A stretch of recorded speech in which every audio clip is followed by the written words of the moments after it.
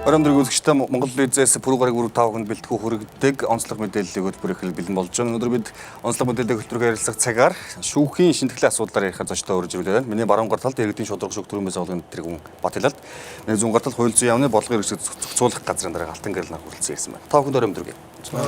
За тэгэхээр маргааш нь хуулийн засаглал ба шударгаас нэртэй хэлэлцүүлэг болох гэж байна л да. Тэгэхээр одоо бид нар өмнө нь бол ярьсан шүүх засаглалыг бол шинжлэх хэрэгтэй гэдэг зүйлийг яриад байгаа. Төрийн тэргүүн чиг ярьж байгаа, ер нь шат шатандаа яриад байна. Тэгэхээр энэ шүүх засаглал маань хэр зэрэг шинжлэгдэж байгаа өнөөдөр?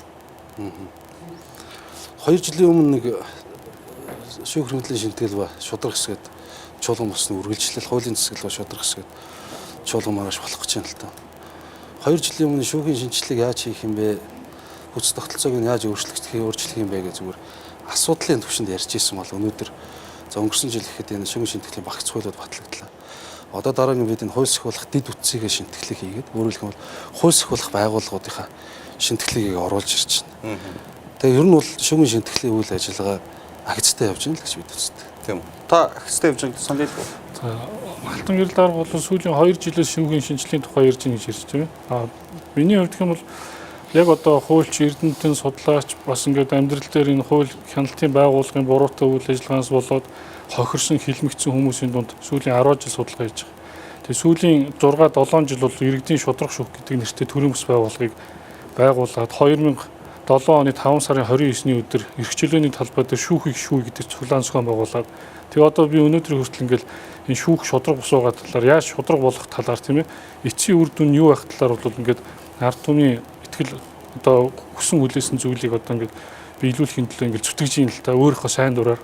Тэгэхээр энэ бол сүүлийн 2 жилд яригадаад ингээд хийгдэж байгаа ажил биш юм аа. Энэ захиалагч нь энэ шинжилэл гээд байх юм бол захиалагч нь тэр ард түмэн шүүх засаглал бол ялангуяа алдаа оноо өнгөрсөнд л байдаг. Тэгэхээр юуг шинжлэх ёстой, юуг засах ёстой, юуг өөрчлөх ёстой энийг бол энэ маш их судалгааны үндсэн дээр хийх хэрэгтэй байхгүй. Түүнээс ч тэр 2 жилийн хугацаанд хийсэн судалгаа тэгээд одоо энэ улс төрчсөн байдалтай өнөөдөр ингээд шударгаас хууль хяналтын байгууллагын одоо үйл ажиллагааг дүгнээд би одоо яг энэ шинжиллийн үндсэн үзэл баримтлал нь юу юм гэдгийг би одоо хүртэл ойлгохгүй байна. Хэдэн хуулиудыг өөрчлөл болчих юм шиг яриад байгаа байхгүй. Хуультай зурлаад байгаа. Гэтэл хуульчтай байна уу, хуультай байна уу гэдгийг бол өнөөдөр тогтсон тийм судалгаа хийсэн үзүүлэлт байхгүй л да. Тэгэхээр бол би энэ дээр маш их харамсалтай байна. Тэгээд одоо сонгуульд өгөхлөөр л нэг үндэсний чуулган гэдэг ч юм уу, сонгуульд өгөхлөөр л олон хүнийг цуглуулсан нэг хүмүүсийн сонсох дуртай үгийг сонсгосон ийм шинжилэл нэр төдий юм байж болохгүй л дээ. Тэгээд би бол одоо тэр ихнээсээ батлагдаад байгаа хуулиуд одоо цааш нь одоо ерөнхийдөө одоо хууль зүйн сайд Тэмүүжин маань 39 хуулийн нэр зоочоод шүүхийн шинжиллийн хүрээнд хийх гэж байгаа хууль гэж байгаа. Хууль бүтэхдээ эхлээд нэр нь бүтчихэд дараа нь тэр нэрнийхэн дагуу тушаал өгсөний дагуу судалгааны ажилчид, цалинтай ажилчид гарч ирээд ингээд хийчдэг зүйл биш байхгүй. Ингэж хийсэн хууль амьдралгүй болно. Тэгэхээр одоо би бүр гайхаад байгаа тэр 39 хууль жагсаац. Тэгээ бүр тэр дотор нь хуулийн тухай хууль гэдэг. Ямар ч үзэл санаатай, ямар ч хууль санаачлах гэдэг ямар ч нэг шинжилэл хийж ийн гэж хүмүүс харагдах гэсэн нэг юм хийгээд байгаа учраас би энэ салбарынхаа төлөө санаа зовдөггүй нь үед тийм ээ. Маш их санаа зовж байгаа учраас би үгээ хэлье л гэж боддгий. Ийм л юм байна л да. Энэ шүүх бол асар их шүүмжлэлтэй тулгарч ирсэн байгууллага. Өнөөдөр ч шүүмжлэлтэй байна. Тэгээ энийг одоо зөвхөн цөөн нэг хүнд хэдийгүү тэр аяараа ард нийт хүлээж л байгаа, харж л байгаа сэдв. За энийг бол асуудал болгоход асуудал төвшүүлж ярихад за Батилалч шиг хүмүүс маш их тус болсон. Энэ шударга зүйлд тэмцсэн. Зүгээр мэдээлэл шинжлэх ёстой гэж бодож чинь Батилалтыг. Зүгээр ингийн жишээ хэлэхэд бид бол за юу гэдэг юм бүр амьдрал руу ойртуулаад өдөлдөг жишээ авъя л да. Тэгэхээр бид бол нэг тийм хурдан сайхан машинтай болъё л гэж аюулгүй 5 дахьтай тий сүүлийн үе Батилалт бол хууч Орос машинаа янзлаад явчихъя. Энэ жолоочтой байна. Тэгээд тэр машинаа л тордны гэдэг юм шиг яриад байгаа байхгүй. За юу гэж ярьж байгаа вэ гэхээр одоо сая 30 гаруй хууль гэж ярьж. Шинжлэх хууль гаргаж л хийн. Өөр их ямар ч арга байх. Яриад хийхдэггүй. Одоо байгаа энэ бүх алдаа завхрал юмуд одоогийн байгаа хуультай би. Би өөрөө өмгөөл хийгээ явжсэн мэднэ. Батилалтын хэлд би олон зүйлтэй санал нийлдэг. Хүний эргүүний эрхч зөрчигддөг, төрийн албан тушаалтныг очиод мөрөгдөг, тэнцээ хин нэгэн хүний дур зорг үзмжээр асуудал шийдэгдэг. Ийм байдлууд байсан. Энийг бид яаж засах юм? Дэлхийн нийт яаж явсан юм? Хаана ямар туршлага байна? Тэрийг бид нар яаж нутагшуулах юм? Монгол хөрсөн дөр яаж буулгах юм? Яаж хуульчлах? Бид ингэж л явна. Өөр арга байхгүй. Гэхдээ би яг одоо өөрөөс сайн хэлсэн өгүүлбэртэй ч холбогдоод тийм ээ асуулт байна. Жишээлбэл за өнгөрсөнд хүмүүс муу Оросын машинтай явцсан юм байна. Тэгвэл тэр муу машинд яваад тэр илэг бөөр хамаг юм сэгсчүүлээд ингээ хохироод хилмигдсэн хүмүүс яах вэ?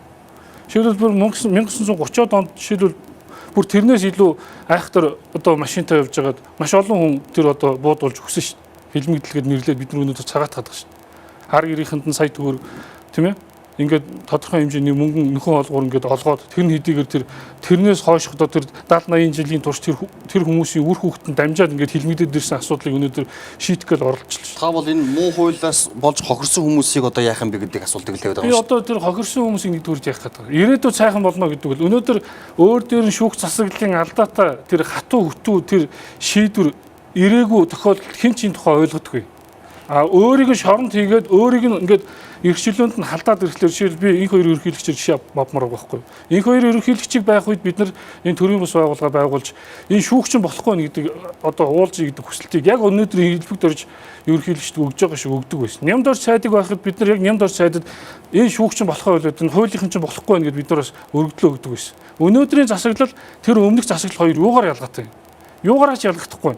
А эцээсний шүүх засаглалын үр дүнд нь ард иргэд яг одоо таны ярьж байгаа шиг тав тухтай аюулгүй. Гэхдээ шүүх засаглал бол сайн байх нь гэмт хэрэг зөрчил нийгмийн халдлагыг урьдчилан сэргийлэх ач холбогдолтой гэдгийг ойлгох хэрэгтэй. Одоо эрүүгийн хуулийг бид нар ингээд төгс төгөлдөр болгоно гэж шийдэж байхгүй. Эрүүгийн хууль бол өөрөө муу хууль. Сөрөг үзэгдэлтэй тэмцдэг хууль. Энэ бол хэрэглэх талаасаа биш, илүү урьдчилан сэргийлэх ач холбогдолтой талаас нь харах хэрэгтэй. Тэгэхээр би хэлэх гээд байгаа байхгүй. Хизээч хүн төрлөختөн гинт энэ Боингийг зохиож өгөө шүү. А эхлээд тэр нөгөө муу онгоцнуудаа хийсэн. Өөрсдөө далавч зүгээд нисэх гэж оролцсон, янз янзын техник хийх гэж оролцсоор гад өнөөдөр ирээд өнөөдөр Боингтай болсон шүү. Тэгээд та товчхон асуулт асууж байгаа. Одоо би бол ерөөсөө ингэж хэлэх гээд шүүх засаглал бол өнгөрсөнтэй холбоотой. Одоо ард иргэд захиалсан гэдэг. Ард иргэд энэ шүүхийг шинжилээч. Би хохирчлаа, би хилмигчлээ. Би тэр хилмигдэгчдийг хамгаалах гэж явж би ч өөрөө хилмигцсэн. А тэгвэл энэ хүмүүсийн асуудлыг яагаад өнөөдөр хүртэл тоохгүй байгаа. Шодрох хөшний үйлдвэр юу яаж ийм зовлонтой асуудал байхгүй. Тийм хүмүүсийн асуудлууд байна уу? Байна. Одоо манай дээр ч гэсэн өргөдөл гомдол ирсэн хүмүүс асар их явдаг. Тэгээ болцоо дөрөндөө байж л байх юм бол хурал цуглаангуул байх юм бол бүгдээ тэр нуулзаал зовлонгийн сонсд юм л та. Тэгэл тэгэхэд яг энэ баталтай ярьж байгаа юм бол байна. Нэг шүүгчийн захирамжаар нэг шүүхийн шийдвэрээр хувь зэн шийдэгдсэн. Тэгэхдээ энэ чинь нэг асуудал. Бид аль гомдол болгоноор тэр шүүгийн шийдвэрүүдийг эргэж хянах юм уу гэдэг нь асуудал байна. Бүхлээр нь эсвэл хянах юм уу? Инхээр утгагүй болчихдог. Түрүүчийн одоо жишээлбэл шүүх маань өөрөө 3 шаттай шүү дээ. Дээр очиод бүх юм дуусчих. Ингээл бүх юм дуусчих. Хэрвээ шүүгийн шийдвэрийг хянах эрх хинтж байдаг. Хамгийн аюултай. Энийг хянъя гэдэл орох юм бол уучлаарай шүүх засаглалаа дахиад ямар нэг зүйлээс хараат болох. Дахиад энэ хянсны түлхийг хянах юм гэдэг. Эцэд үсгэлгүй юм болдог байхгүй. Одоо шүүгийн тухайлыг ярьж байхад одоо энэ 3 шатны шүүх улсын дээд шүүхтэр одоо бол нэг тийм нийт шүүгчтэй уралдаа гэдэг нэг байгаад байгаа. Нэг тийм нэг дөрөвдөгч юм шиг те тэр дээрээ ерхий шүүх шанзууд оруулдаг. Энийг юу н байлгуул яасан юм бэ энэ тэгээд маргаан гарч явах зөндөө олон үзэл бол гарч байгаа. Тэгэл дуусдаг юм байна. Ингэх юм бол наадхны чин дээр бас нэг юм байх хэрэгтэй гэл яв. Эний чин дээр явах хэрэгтэй яв. Тэгэхээр энэ асуудал бол өөрөө бас цаагаараа бас онлын маш том маргаан юм. Энийг одоо яах вэ? Тэр хэлмэгдсэн хүмүүсийн жишээн дээр бол өмнө л те. Одоо бид нар тэр 39 онд хэлмэгдсэн хүмүүсийн ар гэрт нөхөө олгор болгож байна. Яаж тэр хүмүүсийг бүгдээр усын дэвчгээс цагаатгсан шүү дээ. Чинь бүгдээр ингэ. Энэ цагаатгц ирээд нөхөө олгор болгоод энийг яах вэ гэж яриа явж байна. Яг энэ шиг сүүлд нь бол засдаг тийм процесс бол байна. Гэхдээ хэнийг ямар шийдвэрийг хизээ гэдэг асуудал чинь л. Одоо бид бол өмнө манай нүүдэлчил ток шоу энэ 2 3 төглөө бол оролцсон зөндөө ярьсан шүү дээ. Шүүхтэй холбоотой, хохирогчтой холбоотой асуудлаар бол. Тэгээд яг өнөөдөр байж байгаа манай энэ шүүхийн маань тэр нэг гажиг гэд хэлэх юм бол тэр нэг одоо өвчин гэх юм бол оншин тогтоогдсон. Энэ маш ойлгомжтой асуудал шүү дээ. Одоо бид нар дээр ингээ гомдол ирээд бид нар мониторинг хийж үзсэн. Одоо бид нар дээр 10,000 гаруй гомдол ирээд за бид зүгээр нэг дүүргийг аваад чингэлтэй дүүргийг авч үзэхэд нэг 100 гомдол ирлээхэд 100 гомдол жишээлбэл эрүүгийн хэрэг шийдвэрсэн хэрэг маргаан дээр гомдолтой 100 иргэний гомдлыг ингээд аваад үзэхлээр хин гэдэг мөрдөн байсаг шалгасан, хин гэдэг прокурор шалгасан, хин гэдэг шүүгч шүүсэн гэдгийг баг цээжээр хэлэхээр байгаа байхгүй. Өөрөөр хэлэх юм бол ашиг сонирхлын зөрчилтэй хууль хяналтын байгууллагын ажилчдыг цэвэрлэх асуудлыг өөрөөр хэлбэл хяналт, хөндлөнгийн хяналт маш их хэрэгтэй байна. Энэ бол одоо хувь хүний хариуцлага ярьж чадахгүй энэ нийгэм бол арчилсан нийгэм биш ээ. Одоо ерөнхийлөгчийн томилоод байгаа шүүгчнэр сая дээж үг гэхэд л одоо тэр цагаан цоож тэр шүүхийн ерөнхий зөвлөл одоо ерөнхий зөвлөгөө сая шинээр байгуулагдлаа. Эрдэнэ чулуун гэж нөгөө нэг улсын дэд шүүгд байсан нөгөө айхтар байнга л одоо тэнд байж идэг байсан хүний нэр яригдж байгаа. Дээрээс нь одоо тэр лүмдэнд орж игээд те одоо автоварын хэрэгт холбогдсон гэл ингээд ард нийтээр хэвлэл мэдээллийн шуугдаг шүү дээ. Тэр хүн үнэхээр гэмт хэрэг хийсэн юм хийгээгүй юм. Тэгвэл яагаад тэр хүн өнөөдөр ийм одоо ёс зүйн алдаатай ийм хүн одоо хувь хүнийхээ одоо хуульч хүнийхээ ёс зүйн хувьд одоо энэ өндөр хариуцлагын албанаас татчих болохгүй байгаа юм. Гэвчлэн ард иргэд та бүхнээс асуухыг хүссэн маш олон асуулт шүү. Та бол шүүгчд одоо юу гэдэг өөртөө цэвэр биш ашиг сонирхлын зөрчилтэй хүмүүс байгаа учраас гэж холбоотой. Би бол хүн шийдэх гээд байгаа даа биш. Алдаа гаргасан хүн тэр одоо ажлынхаа байран дээр тэнцэхгүй гэсэн дүгнэлтийг аваад тэр ажлыг хийхээс чөлөөлөгдөх л ёстой. Цалин бага байна гэдэг нэг юм яриад байгаа. Дид үтс муу байна гэл ингээд. Цалин бага байгаас болоод хуулийн ажилчид авилга хийл ахуул авч хүний амьдрал хувь заяагаар 8 хийдэг бол энийг зөвшөөрөх ямар ч боломжгүй. Цалин нэмэгцээр авилгын асуудлыг шийднэ гэж бас байдгүй л дээ. Тэгээд лүндэнд орж докторын хувьд бол энэ манай хуульч яамнаас шүүхийн ерөнхий зөвлөлд нэрийн санал болгосон байна. Бас энэ гадуур янз янзын мэдээлэл тарж ин аль биесээр хэлчих хэвээр. Энэ хүн бол ямар нэг байдлаар яш шийтгэлгүй. Хууль зүйн шаардлага хангасан. Яаш шийтгэлгүй. Шүүхэр гин буруутай тогтоогдоогүй ийм хүн. Зүгээр хэвлэлээр бол янз янзын мэдээлэл материалууд гарч ил байна. Тэгээд нэг ийм зовлонтой асуудал байгаа юм. Уг нь энэ зүүн Германы жишээ байна л да. Дамаа нь хуулийнх нь. Юу аль ч нийгэм ингээд шилжилтийн үед үзэхээр яг хөрөд нийгмийн шинжлэх ухааны одоо төрүүчийн нийгэмд авсан коммунизмын үед авсан тэр нийгмийн шинжлэх ухааны мундаг доктор профессор цолууд тэр мөрөнд тооцдгүй юм байна л. Өөрөөр хэлбэл социализм бүтээгдэхүүн учраас. Тэгээд дээрэс нь бүх зүүн Германы шүүгчдийг уучлаарай та ажиллаа энэ ажил дээр та тэнцэхгүй таны боловсрал энэ манайх шиг юм усад ажилд тэнцэхгүй бүгдийг чөлөөлчихөж байгаа. Уг нь болдог бол энэ шинтгэлэг хийхээ хүрээнд уг нэг тийм акц алхам бол хиймээр юм шиг. Яаж хүн болгонд бодогддог. Яаж хүн болгонд бодогддог. За тэгвэл цаашаа ярина. За нэгдүгээр нөгөө хүн болгонд тулгардаг шудраг санаатах асуудал. Жишээлбэл хэнийг солих? Монгол улсад байгаа энэ шүүгчнээс аль хэсгийг яаж солих? Хэн солих? Дээрээс нь тэр хүн чинь хуулиар олгогдсон баталгаанууд байж байгаа. Бүх насаараа томилогдчихж байгаа байхгүй. Тэгээд ингээд энэ саад бэрхшээлүүд байгаа учраас бид нар юу гэж харсан юм бэ гэхээр одоо бид хуульчдын бүртгэл нэгдсэн бүртгэл хийж явуулж байна л да.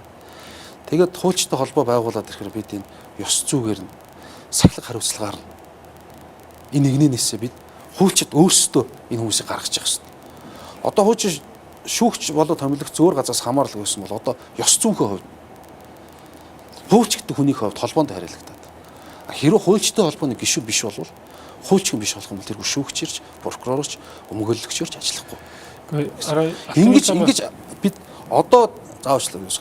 Бид одоо өөрсдөө байгаа нөөц болцоогоор хийсэн ажил нь шинжлэх ухааны өрөөнд батлагдсан хуучин хэвцэн байдлын хуулийн үндсэн концепц нь. Бид ингээд хүнээ шинжилнэ, мэдлэг боловсрын сайжруулна. Сайн хуульчтай болдог тогтолцооны аргаар л явж байгаа юм чинь.